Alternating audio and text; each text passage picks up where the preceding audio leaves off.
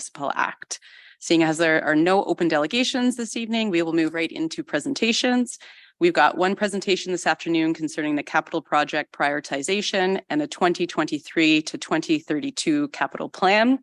I will now call upon Rick Hughes, the Director of Corporate Facilities, and Kelly Oakley, the Associate Director of Corporate Asset Management, to approach the podium and provide the presentation.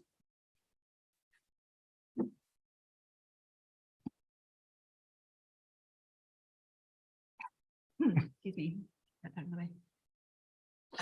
Good afternoon. Thank you for having us this afternoon for the opportunity to share this information. I'm going to start off the presentation, get us through the first half, and I'll turn it over to Rick Hughes for the second piece. So the proposed 10-year capital plan includes $2.3 billion worth of projects to address a variety of services and needs across the city. And while many of our needs are addressed through the proposed plan, there are a significant number of needs that aren't included. So the goal of our presentation this afternoon is to share with you how staff prioritize which projects to fund in the capital plan, as well as some of the highlights of what is in and what is not. You've received your budget binders, and you've heard from our city's finance team about the financial pressures that the city is facing.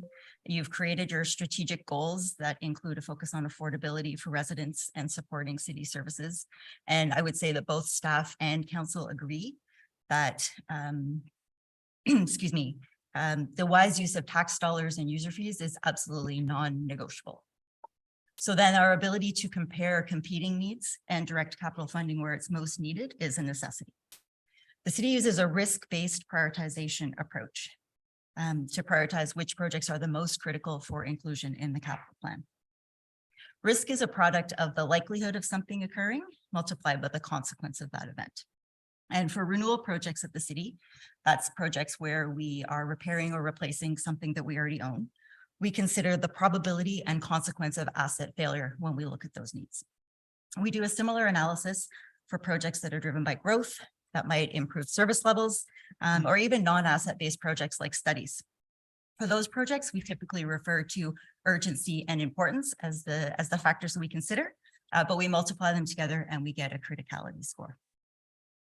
So it might sound complex, and there is a lot of complex behind the scenes analysis that goes into the work, but we can really show this pretty simply on a 4x4 prioritization matrix. Excuse me. The criteria and guidelines around what scores an individual project would receive are really well documented in our asset management plans and also in a prioritization framework. Thank you, Sherry. So I thought I would walk you through an example, and I'm going to see if this pointer works. So on the top row, it doesn't work. On the top row, that's your probability of 4. So an asset that's in very poor condition, whether it's a local road or whether it's a transmission water main, whatever that asset is, if it's in very poor condition, it gets a probability of 4, and it's going to end up with a score on that top row. Now, if it's a local road, the consequence of failure is much lower than a 400 millimeter transmission water main that might be servicing the hospital. So while the consequence of failure of the local road might end up being a C1 times the P4, and in that top left square on the matrix, the transmission water main might have a consequence of failure of 3. And so it's going to appear over on that first red. Oh, someone's doing that. It's magic. That the consequence of failure of 3 is going to appear there. So now that water main has a score of 4 times 3 or 12. We get a really easy way then of comparing the two assets. We do a similar thing on the importance and urgency thing. You can see that the urgency scale is parallel to probability of failure. Those are really around the timing of the project, when it's important for it to happen. And then our importance scale is parallel to the consequence of failure. And that, again, really speaks to sort of the impact of a project.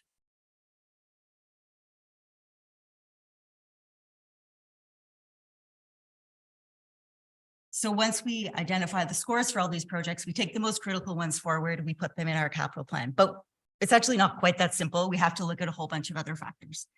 We know that projects are funded from a variety of sources, whether that's tax, water, wastewater rate, the new Storm Climate Action Fund, development charges, grants. And so we have to figure out what we can afford in any given year from all of those reserves. The proposed plan is put together based on the staff resources that we have to deliver projects. And so we know that if we were to add projects to the plan, for example, we would need to add staff resources to deliver them. Project scheduling and sequencing is really important. It's important both on the linear projects. It wouldn't make sense to put a big sewer in place if we didn't have a downstream outlet for that sewer. And similarly on the facilities and plant projects, especially when they'll be needing to be operational during construction, it's really important to schedule the sequencing of projects. Excuse me. Many of the expenditures in the capital plan are contributions to projects that our partners at other levels of government are delivering on our behalf. And integrated right-of-way planning, again, is really important in terms of linear assets. We really don't want to find ourselves in a situation where we replace a road and then a few years later we come along and replace an old water main that's underneath. So we really want to coordinate all of that work as much as possible. And of course, we have to balance across services. We can't direct all of our investment to just one area at the expense of all others. So the previous slide referenced the need to balance across all areas, and this slide actually shows us what's in the plan. So between the transportation, water, wastewater, and stormwater investments in the capital plan, you've got about 41% of the 5-year capital plan. And facilities makes up another 35%. This pie chart's actually right out of the budget binder. So between those areas, those core infrastructure areas and facilities, we're looking at 3/4 of our capital plan. And again, that makes a lot of sense to us because those are the assets that make up the bulk of the city's $6 billion asset portfolio. So I'll hit some of the highlights of the projects on the infrastructure side that are in the capital plan. Some of the key infrastructure and expansion and upgrade projects are being undertaken to facilitate growth, both in secondary plan areas and also within the former boundary. And some of them are in the plan because they're going to help us protect the environment. So our new and widened roads are going to relieve congestion. Water and wastewater servicing will facilitate growth. The wastewater treatment facility project are all intended to protect the environment as well as look at facilitating growth. And the plan also includes a number of drainage projects that are aimed at improving our resiliency to climate change and mitigating the impacts of flooding. There are lots of other projects that fall into all of these sort of groupings in the capital plan, but I just wanted to sort of hit some of the highlights and the themes. You have your budget binders, and if you want to get into some of more of those details, that information is certainly available. And then, of course, we can't only think about those expansion upgrade projects. We also have to think about looking after what we own. So these are some examples of some typical renewal projects that would be in the capital plan for infrastructure. The goal of our road resurfacing program is to take a proactive approach to pavement management. We know that if we look after roads before they deteriorate too much, it's a lot less expensive to fix them. And so that saves the city money over the long term. Gun Street is an example of a road where all assets within the right-of-way required reconstruction. And so as part of that project that's ongoing right now, every asset within the right-of-way will be replaced. And we thank local residents for their patience. The 10-year plan includes 12 different projects known as neighborhood reconstruction projects. And they're all at various phases in different years. These projects focus on replacing all of the assets in a local neighborhood area. So not just one road, one right-of-way, but a whole area. On a previous slide, I talked a little bit about sequencing projects and making sure that you put them in the right order, and also about coordinating all needs in the right-of-way. And these things are really important when we're talking about these neighborhood reconstruction projects. When these roll out, they will be replacing some of the oldest water mains and sewers that exist throughout the city. Again, this is just a sampling of some of the renewal projects. There are lots more, but I just wanted to sort of hit on some of the themes. And then I'll pass you over to Mr. Puce to take you through some of the facilities. Oh, it does. It does work? The pointer. All right. Oh, thank you, Kelly. So within the city, we have a number of new building and major renovation projects, and the ones that are shown in these next two slides range in value between about $4 million and about $170 million. Some of these have current approved funding and are underway. So I'm going to highlight those just a little bit for you because you are going to hear about them very soon if you haven't already. So the Operations Center Master Plan Implementation Project, this is the redevelopment of the Ferndale Operations Center to support not only the replacement of the original operations center that dates back to 1970 or 1971, but to support growth of the city overall. The Allendale Transit Hub, which we've been working on to move transit and the new city's transit, the city's new transit station down to the Allendale area, across from the GO station, the Wastewater Innovation Center and Fire Station number 6. And then background work has been completed on all of the other projects that are listed here to inform the capital plan. And as Kelly noted in her slides, where it's appropriate and possible, we definitely want to sequence all of our projects so that we're, we have kind of a pecking order, things that have to happen. And you'll notice the wastewater project, the innovation center project here has to tie in lockstep with the wastewater redevelopment or the expansion project. The infrastructure project looks after the process, the wastewater process, and how we're going to treat the effluent that comes into the plant and the septage that comes into the plant. But in order to do that, we have a bunch of folks and a bunch of services that are physically in the way. So this project is the first part. This moves those services and people out of the way so that the overall project can continue. I guess I should keep on going here. I will skip over that one. Not on this list, but I think equally important, the city has over 70 facilities that are either directly or indirectly related to supporting city services. Some of these are well over 100 years old. They're designated heritage buildings, and pretty much all of our city facilities, except for the last couple, have requirements. I mean, these are like your house. You've got some things maybe new, some things maybe older. All of these have cost. So in addition to the new building projects, we also have capital renewal and replacement projects that we've captured in the capital plan. Now there are, you don't see it in here in the line level detail, and you probably appreciate that actually. There are over 700 smaller capital projects, and these could be window and door replacements, roof replacements, parking lots. And all of these are identified through the city's facility condition assessment program. And we do this on a regular basis. Those 700 plus capital projects have an aggregate value, even though they're individually small compared to the projects that are on this list. The aggregate value of these projects is over $150 million. Now, as Kelly said, we prioritize, and based on the prioritization matrix that we use, we have forecasted within the capital plan, the 10-year capital plan, about $45 million. So less than a third of those overall projects have been identified to be done in the capital plan. The rest of them are known. We know what the issues are, we know what the risks are, and we manage that risk. And of course, we do our renewal, our assessments. There's certain things that we're keeping our eye on. We will reprioritize over the course of time. Every year we look at this plan and we update things. Some things we can push out a little further, some things have to move back. But I guess the general message is, we're on it. We know what the risks are and we're managing that risk. We do have more to do though. Mr. Miller was up here a couple of weeks ago, and as he did his presentation on the overall budget plan, he did identify that we have an overall gap at the city. We have needs, we have growth needs, we have renewal needs. We have to look after what we've got, and we do have a discrepancy in the available funding.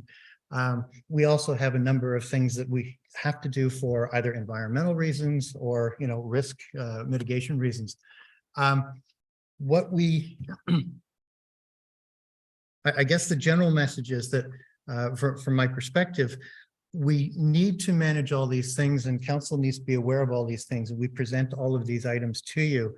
And I guess if there's any message that I could provide on this is there is a wave, especially when we're looking at the things that we already have. We can start moving things out. We can push things out a little bit as time goes on, but eventually that wave will come up. So we are conscious of that as well, and we'll bring these forward to you as they become more concerning to us. Not included in this report or on this presentation, there are a number of implementation construction projects that are not included in our capital plan.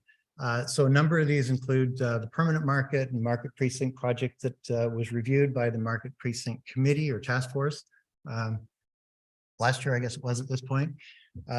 Solid waste management solutions. So eventually the City of Barrie landfill is going to fill up. We won't be able to use it. So we don't have the impact of, what the next step is. That's something that we need to work on. So that will be coming.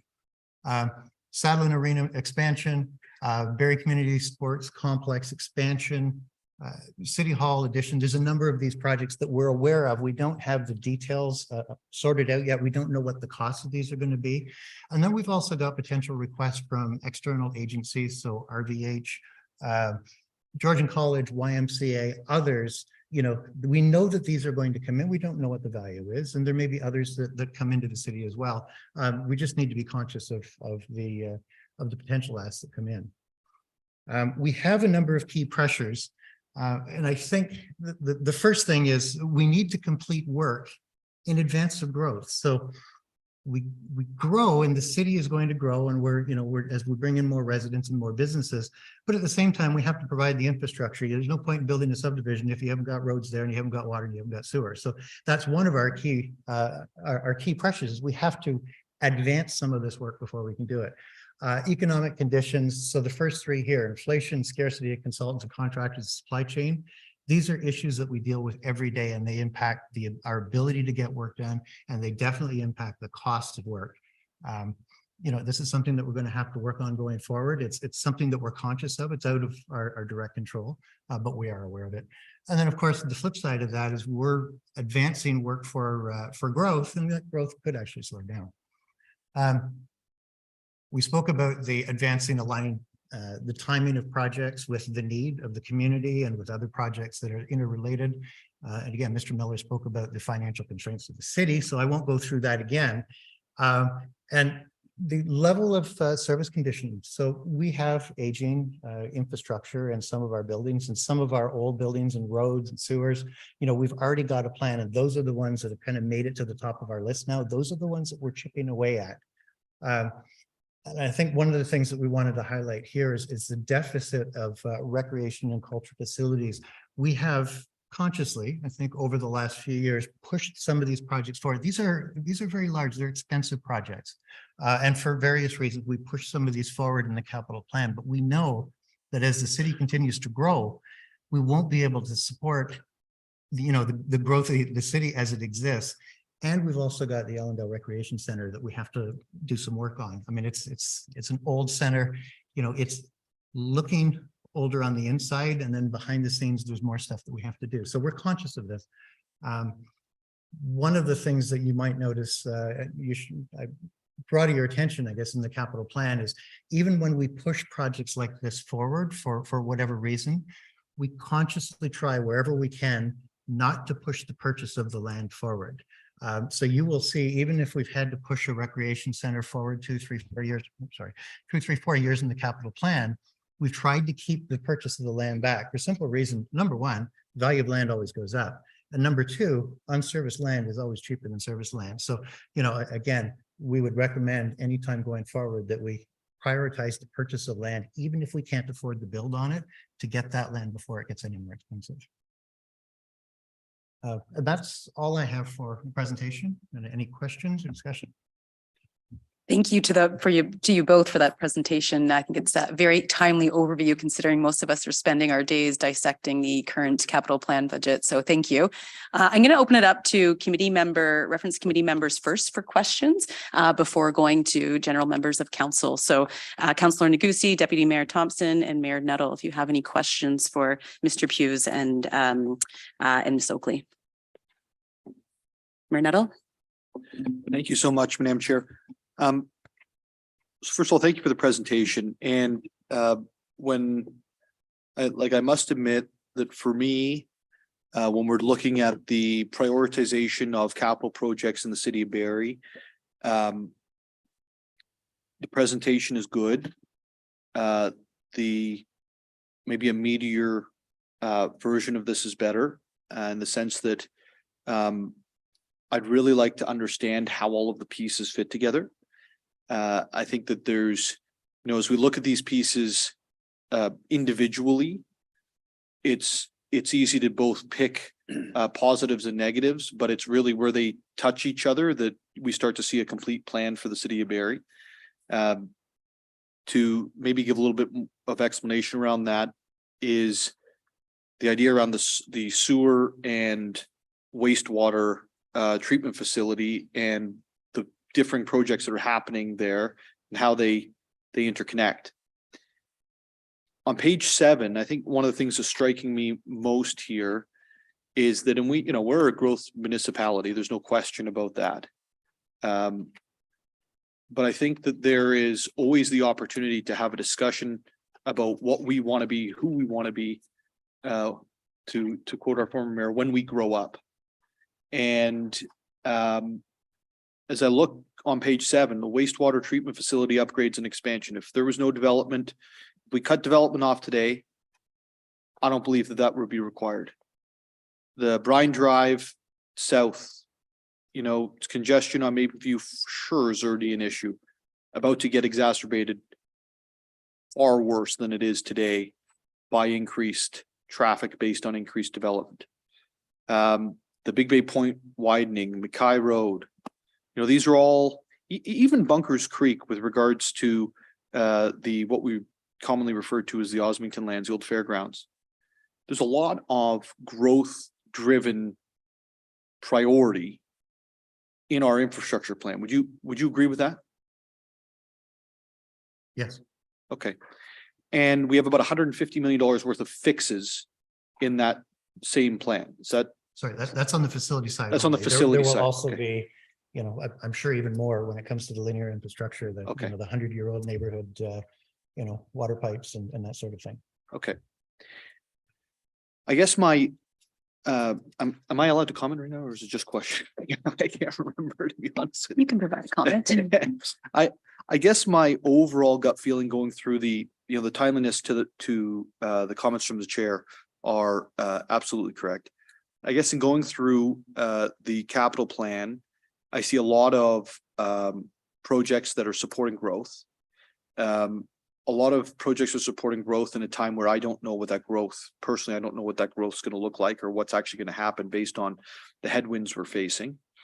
And it feels like there is a subsidization by the current city of these infrastructure expansions versus renewals. And I'm going to dig into that more over the coming weeks and go from there, but that's what it feels like when I'm going through the capital plan as best I could. And so I guess when you're going through your prioritization, are you looking for feedback in the future from committee, from council, with regards to an alignment on what level should be placed on growth versus the existing boundary? Or is that something that you don't really take into consideration? And when I say existing boundary, I actually mean the previously existing boundary. Through you, Chair Hamilton, to Mayor Neville, we will always take council's direction and input on how we prioritize the plan. There are certain commitments that I think have been made to the development community and certain projects that do need to proceed to provide infrastructure for some of the developments that are sort of happening right now. And we have tried to be really lean and realistic about not building the infrastructure. Well, as Mr. Pugh said, you want to have it in place for the growth, but you don't want to have it in place too far in advance of the growth. And sometimes the market changes and sometimes the pace of growth changes. And unfortunately, these projects aren't, you can't just decide tomorrow afternoon that you'll build a wastewater treatment facility upgrade, in the next 2 years. So we think we've done a pretty good job of aligning the growth spending, but we would absolutely take input should council choose to provide it. And I think also, from a very practical perspective, a lot of us feel this in our own lives. Looking after what you already own before buying a new thing seems like the right thing to do. But again, it has to be a bit of a balance, right? For sure. And members of committee and council, remember that if residential taxes paid for residential services, this would be a really easy corporation to run, a very easy corporation to run. The reality is that that they don't, neither do development charges prior to Bill 23 pay for the services required by new development, and after Bill 23, it's even worse. So I think it's your point's taken in terms of the balance. I think it's very informative. So thank you for the presentation. I think it's very informative for our budget discussion at a high level. I think that our budget discussion will require more meaty discussion. Thank you, Mayor Nettle. Any other questions from the other reference committee members at this time? I have a couple before I'm going to open up to general council members, if that's okay. I don't want to repeat what Mayor Nettle said, but I do just have a question. So on slide 8 is a neighborhood reconstruction projects, and it was under the slide heading of infrastructure renewal. But this also includes projects in phases from planning to construction. So I just want to clarify, the term infrastructure renewal is not just about renewing, expansion, upgrades, but it is incorporating net new developments then that are in the planning stages? Thank you for the question, Councillor Hamilton, Chair Hamilton. That's excellent. That's lowercase p planning.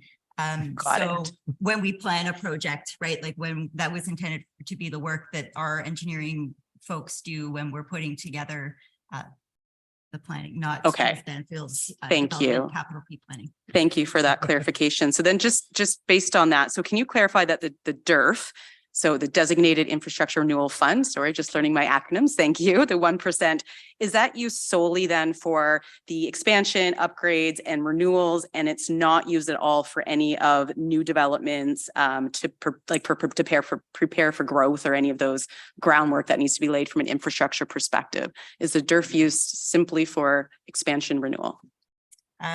So the intention of the DERF is for renewal only, not expansion. Okay.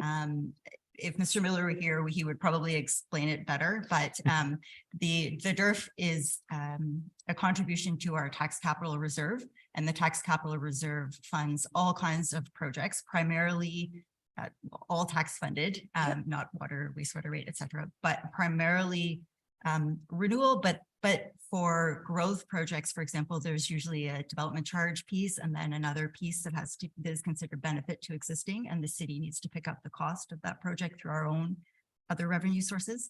So, I mean, an individual dollar, sure, you could trace to those projects, but I would also say, I think Mr. Miller would say that the contributions through the DERF make up a small part of the funding that we spend.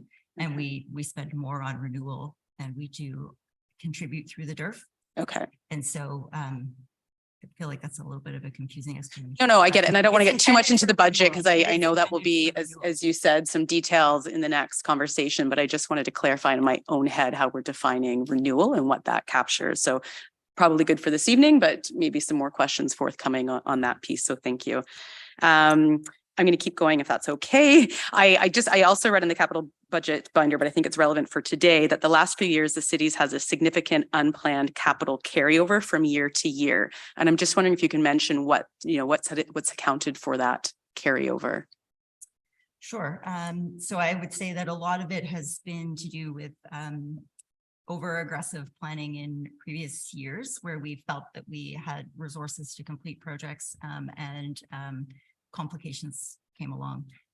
And so we've done a lot better job over the last number of years of really doing that project planning phase to align the resources that we have with the projects that we can deliver, and also how long a project takes. So our scheduling, our formal project management practices have really improved over the last number of years. So we have a lot more certainty about the cost of projects and how long it'll take to deliver them.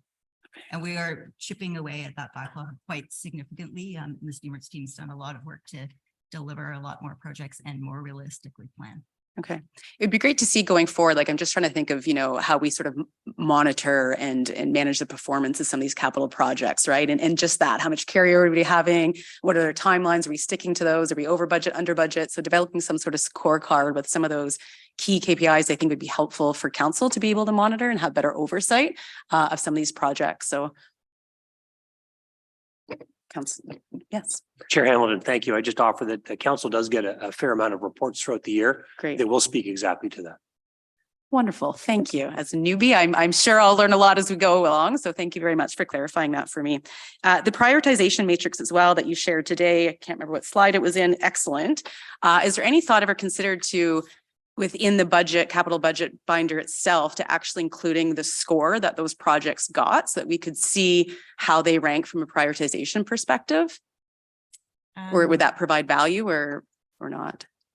I guess we could absolutely do that. I would say that most of the projects that appear in the binder have scores of 12 or 16, which are the two highest scores that you could have. And so that's really when we get into those other factors to help us identify which ones go sort of in what order. It's highly unlikely that a project that has a low probability and low consequence of failure is going to appear in the plan. And even a lot of the moderate scoring projects don't appear in the plan, and they're part of that infrastructure gap. So, okay. Thank you. And one last one, just on the last thing you said about buying land early, because land can fluctuate. So I just noticed the Hewitt's Community Center is forecast to begin in 2014, but there's nothing set aside for 2023 in terms of a land purchase. Is that done intentionally, or what are your thoughts on that? Just considering your last statement about buying lands. Last question, sorry. Chair Hamilton, thank you for the question. So one of the reasons that we don't have the actual funding identified in the 2023 capital plan is up until now and maybe still remaining, the developer or the owner of the lands did not have a plan of subdivision. So there wasn't actually a parcel that we could acquire. Now, we anticipate acquiring something year end, but by the time it closes, it would not likely be that any expenditure would occur till 2024. So certainly working on acquisition, but we wanted to be realistic and not include funds that might not actually get expended. Again, to align with that, not including projects in the budget that we can't actually complete. And to add to Ms. Oakley's comment on the carryover of projects, one of the things that has impacted the facilities projects in particular was COVID, as we had a number of challenges with contractors. In some cases, we weren't permitted to complete projects given provincial restrictions. And in other cases, we were challenged to find any contractors during that time frame. So that is another factor that is it certainly was unplanned with the pandemic in terms of our expenditures, but that timing for Hewitt's in particular and the land acquisition is to be very realistic on when the expenditure would actually occur. It doesn't mean that there's not work occurring, but the actual expenditure for the land is not anticipated to be this year based on timing. Thank you for that. Any other questions then from other council members? Councillor Thompson? Thanks, Madam Chair. Just to a question you had asked, and I was wondering if Mr. Hughes could answer. There's a portion that was renewal and development, and there's the benefit to the community. Who determines the ratio of the DC supported to the capital reserve? How is that determined on, to be frank, every piece of development or infrastructure? There's a benefit to somebody, Sure. But how is that determined? The ratio of what we pay from the capital reserve to what we pay from the DC funded part. So that's a finance question. Yeah, so also, through Chair Hamilton to Deputy Mayor Thompson, through the various master plans and background studies, one of the things that occurs is analyzing, for example, on linear infrastructure, how much of the traffic volume on a road is allocated to existing versus how much is growth related. And then that is used in all of those master plans. Similarly for recreation centers, what percentage of those is to address existing residents versus new residents? Those feed into the development charge master plan. And that's where the allocation is based on those percentage. How much of it is benefit to existing? You'll hear a lot of times we reference benefit to existing, and how much of it is strictly growth related.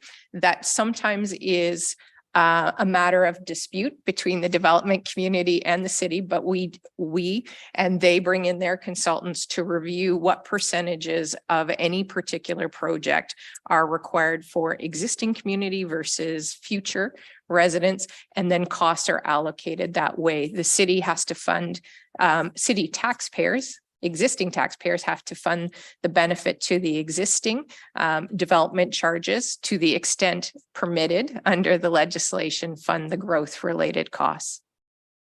Does that help? It does, and it probably strikes about 4 other questions on top of that. But I think they're more related to budget, so I appreciate the answer, and then I'll follow up through the budget question tool. Thank you. Councillor Harris.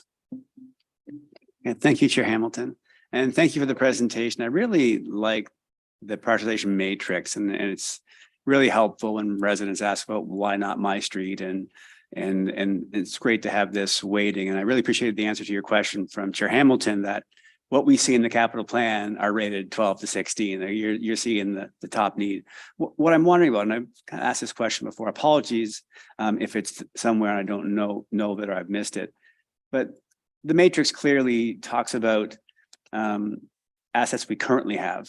And so my question is, for those things that we don't currently have, how do we weight and measure those? And I bang my drum on things like urbanization for areas that we've annexed and we didn't get to the sidewalks and streetlights and primarily sewers. So, and then I even wondered about the list further down where maybe it's more political than it is a staffing issue, but some of these, other projects that are on the list of big capital items like theaters and expanding the Settlement Arena, I was going to say Molson Center, that Settlement Arena. How do those get weighted, or does staff weigh in on those with a method or a tool? Sure. So through Chair Hamilton to Councillor Harris, we do our best to look at all of the assets that are there. So for sidewalks, sanitary sewers that don't exist, we would look at everything that is in the right of way. We would assess the risks associated with what is there. Because typically to add something to a right of way, the most financially efficient way to do that and time to do that is when you're reconstructing the whole right of way. A retrofit to just add a sewer or to just add a sidewalk typically adds a real premium to construction. So that's one way that we look at it, is sort of the risk associated with the rest of the infrastructure and the right of way as a whole. And then we also have our importance and urgency criteria, where we can look at things, and there's a lot of different factors that we consider. There's a legislative requirements to bring forward something within a certain time period, things like safety, demand on growth and expansion and new service projects. We have demand. So if we know we have demand studies like a master plan or traffic count, say, that identifies that there's a specific demand, we have criteria that would put those projects at a 1 or 2 or a 3 or a 4. So we work it in. It's not always sort of quite as simple as the risk piece, but there definitely are ways that we work it in. And then some of the projects, like you mentioned, Performing Arts Center, other things that aren't necessarily driven by staff. We often include those as a result of council direction. So we could probably assign a score to them. They don't always get a score assigned to them first because, they're going in the plan per direction. Great. Thank you. Just curious for some of the non-urbanized areas, and I know, in the last, some of them moved back in the plan. Are they scored particularly amongst themselves as far as criticality, or is it, like you said, and I hear that, I appreciate this explanation of, if that area is getting, the right of way or all that work done? I know there's some that are getting tired. So are they scored amongst themselves in that grouping? I think I know Deputy Mayor Thompson has some areas as well. As I know, we're not the only ward that has a few. So Yeah, through you, Chair Hamilton, to Councillor Harris. We have scores for those projects and they, again, I know that the frustration seeing those projects deferred, they are in the capital plan because they do have high scores. Sometimes they're just not as high as other scores. Thank you. Councillor Morales? Thank you, Chair Hamilton. To Mr. Hughes, when you were touching base about land acquisition and you said that, it's usually or almost always a better process to buy land first than and sit on it than wait and go.